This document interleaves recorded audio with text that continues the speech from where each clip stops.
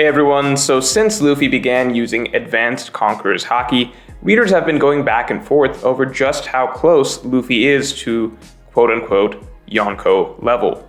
And with chapter 1026, suddenly it feels almost undeniable that no, what we were seeing before was not a fluke. Luffy just came back even stronger and more determined than before, and he just did something that is simply undeniably reserved for Yonko caliber pirates. Splitting the sky. I don't want to hear any revisionist history here. The fact is, pretty much every single reader prior to this chapter 1026 accepted the notion that splitting the sky is a feat that signifies a clash between two Yonko. We accepted this was practically a symbolic image of two Yonko fighting, a visual effect that only they produce. Note, I'm not trying to get into discussions of whether or not other characters are capable of producing this effect. I'm just saying we all universally accepted that Oda clearly liked to show the sky splitting as a unique symbol of two pirates of the highest level clashing. Ever since Oda explained the concept of the Yonko to us and made us understand that these are simply a different caliber of pirate than any other in the world, the effect of having them split the sky almost felt like a reinforcement of this notion that they are in a league of their own, essentially proof of their status. So no revisionist history, right? This is how we all talked about the sky splitting before. So now, when we see Luffy splitting the sky with Kaido, it does feel surreal, and it honestly, understandably, has people a little riled up. This is not like that earlier 1v1 with Kaido, where it felt like an even back and forth, but we could at least downplay it at the end of the day by the fact that Kaido ultimately dispatched Luffy cleanly. We could tell ourselves that obviously Luffy is not yet the same strength as a Yonko like Kaido. But this moment, this is a feat that we have already accepted as symbolic of two Yonko facing off. This is symbolic of two pirates being in their own league above all other pirates in the world. This moment is both awe-inspiring, exciting, and difficult to believe for many. So let's break it down. Why do we feel not yet ready to unanimously accept that this is happening? That whether or not Luffy can actually beat Kaido, why are so many not yet ready to put Luffy in the same category of characters like Shanks, Big Mom, Akainu, and so on? So before we get into it, make sure to subscribe for more One Piece content every week. Now, I'm not here to tell you that, look, Luffy is like number 10 or number 5 or something in the world, okay? I'm not gonna get too nitty-gritty into the power scaling. I just want to break down why Luffy's growth this arc has been jarring for many readers. More jarring than any growth Luffy has experienced in any previous arc. Why some skepticism over Luffy's current feats may be fair, but also why it may be time to accept Luffy at the top tier level. The biggest factor in all of this first is, of course, how fast Luffy reached this level. I'm not talking about Luffy's age or anything here. I'm talking more so the time it took in the story. Because as One Piece progresses, we get used to a certain growth rate, right? And in the Wano arc, the reality is that Luffy has progressed much faster than any previous arc. In fact, in the Wano arc alone, Luffy progressed more than pretty much all the previous New World chapters combined. I mean, really, it's arguable that Luffy didn't really even get stronger during the first couple hundred chapters between Fishman Island and Dressrosa, since opponents like Hori, Caesar, and even Chinjao didn't really push him to high difficulty fights. Doflamingo was the first character to make Luffy finally unveil Gear 4th. So really, it took till the end of Dressrosa for Luffy to even have to show the full extent of how much he had grown from the time skip. Now, following that, Whole Cake Island was the first arc where we got to see Luffy pushed to grow stronger again. And I think that this is where the sense that, Luffy's growth in Wano has been too fast may be coming from for some people. Because if you compare Luffy's relative growth in Whole Cake Island to Luffy's relative growth in Wano, the difference is pretty crazy. In Whole Cake, it took an extremely long, intense, grueling battle over dozens of chapters and 12 hours for Luffy to gradually begin to improve his observation haki. And it wasn't really till the end of that 12-hour slugfest that Luffy was finally able to see a bit of the future. So basically the most difficult and longest fight of Luffy's life, just to improve his haki in just one category, observation. And while Luffy was solidly stronger coming out of Whole Cake than he was at the start of the arc, the fact is the relative growth was far, far smaller than what he has achieved in Wano. And really what he has achieved in just his brief time on the rooftop alone. In Wano, Luffy at the start of the arc was so far off from Kaido that Kaido could casually one-shot Luffy while Luffy was in his strongest form and Kaido was in his base form. The gap between Luffy and Kaido at the start of Wano was far, far bigger than the gap between Luffy and any other opponent in the series up till now. No arc villain had ever been able to casually one-shot Luffy with their first attack. So, we went from the beginning of the arc with Kaido easily one-shotting Luffy in Luffy's strongest form while Kaido was in his base form, to now Luffy in his base form easily splitting the sky with Kaido while Kaido is in his upgraded form. And you could say, well, that was a long time ago. It's been 100 chapters since their first fight, so the growth hasn't been that fast. But the reality is that even as recently as Udon, Oda was really playing up how Luffy basically had no chance against the Yonko, with Luffy unable to even briefly stop an amnesiac Big Mom from casually wrecking him. It didn't really feel like much had changed from the Kaido encounter, and it felt like we had a long way to go before getting to Yonko level. Now finally, after a week of training in armament haki, and I think many others, did feel right that Luffy could finally start dealing some damage to Kaido on the rooftop. I think where things shifted to a lot of people feeling like, wait, what the hell is going on here? This was a huge, crazy leap forward, was during the rooftop fight itself, when Luffy got Advanced Conqueror's haki and started clashing evenly with Kaido and actually putting Kaido on the back foot. And at this point now is very clearly being portrayed as going truly evenly with Kaido, again, without even using Gear 4. So to stress how crazy that is, let's look back at what Luffy's base form was like an hour ago in the same battle. He was going about even with ulti and page 1. And now he's splitting the sky. So contextualizing Luffy's growth, in Whole Cake it felt like Luffy went from starting off being around, like let's say a Yonko's third commander, to in the end being around a Yonko's first mate.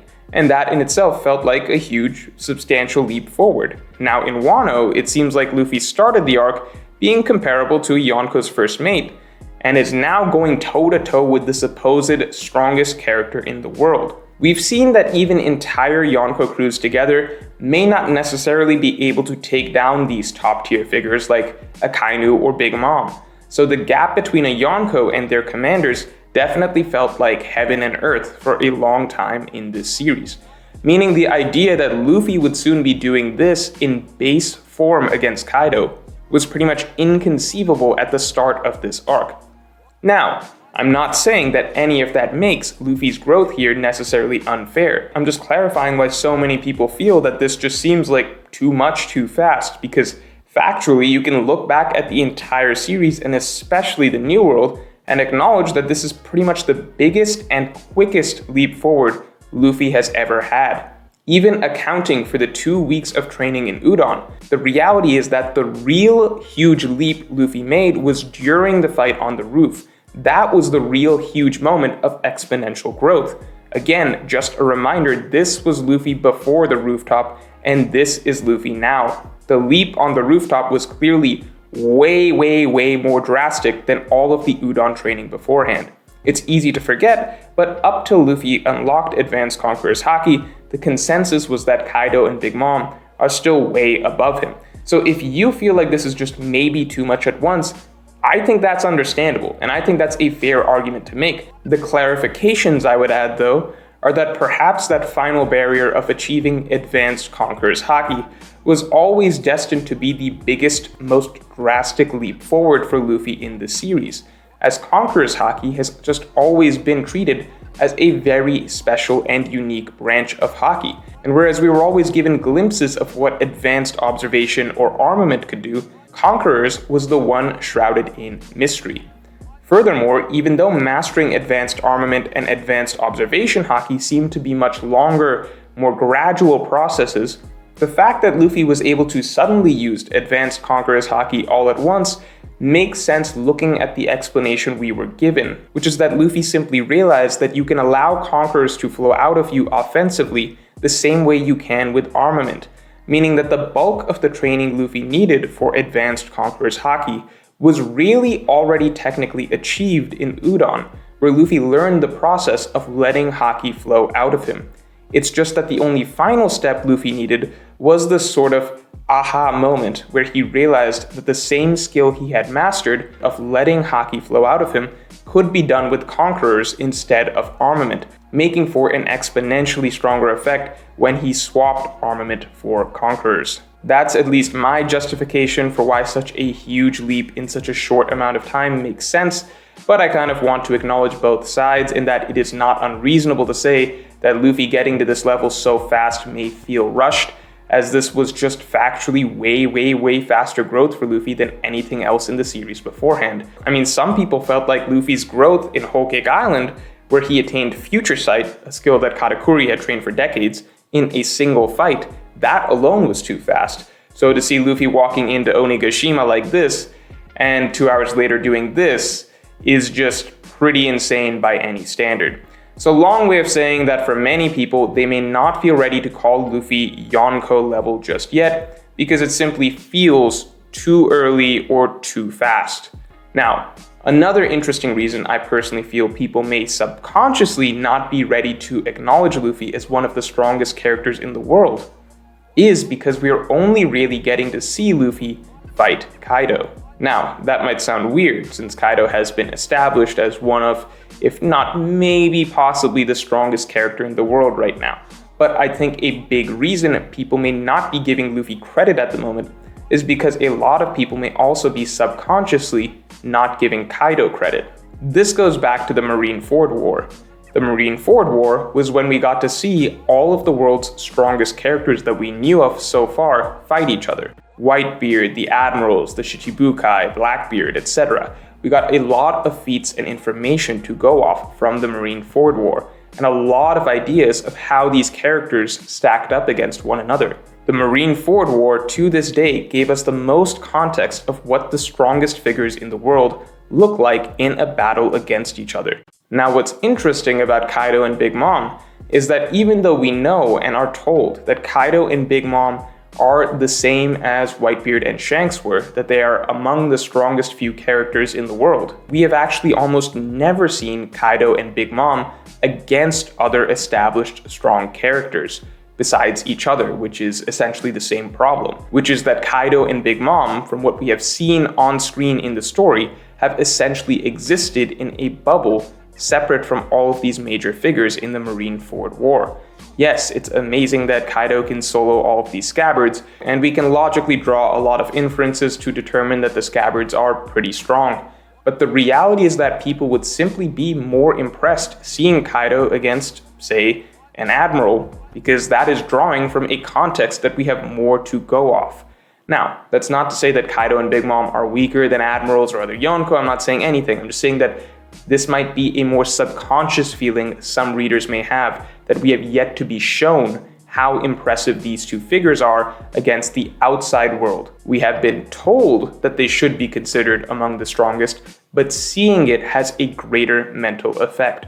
For instance, even just Shanks, who has had way less panel time and way fewer fights than Kaido, in the 2 times he swung his sword in the series, it's been him clashing with Whitebeard and clashing with Akainu. That alone makes Shanks subconsciously carry a lot of weight in readers' minds as this absolutely tippy top tier character, as we were shown that Whitebeard and Akainu were the most impactful figures in the Marineford War on either side, and we got to see Shanks clash with both of them. I think that's why I see so much discussion nowadays of people saying that even though Luffy is very clearly going even with Kaido right now, that it's hard to imagine Luffy taking on Shanks.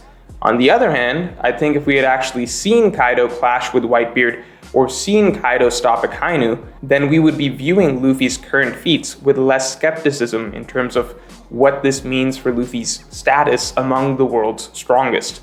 But because Luffy is specifically fighting against Kaido, and we haven't been shown Kaido against other major world figures from the Marineford War, it almost feels like people are finding it easier to simply downplay both Luffy and Kaido in this moment. Not saying people are right or wrong about who's the strongest, how strong people are, what are the rankings, etc. I'm just saying this is why I believe a lot of readers may subconsciously be skeptical of everything that's happening right now and what it really means for Luffy's place in the world. And finally, there's of course the most important point that's holding people back from saying confidently that Luffy might now be able to go toe-to-toe with any character in the world.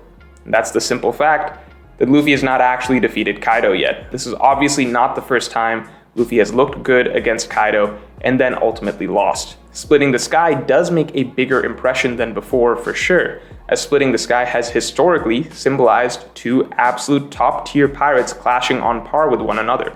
But the reality is, until Luffy proves he actually can beat Kaido, people are going to be rightfully skeptical of where to place Luffy.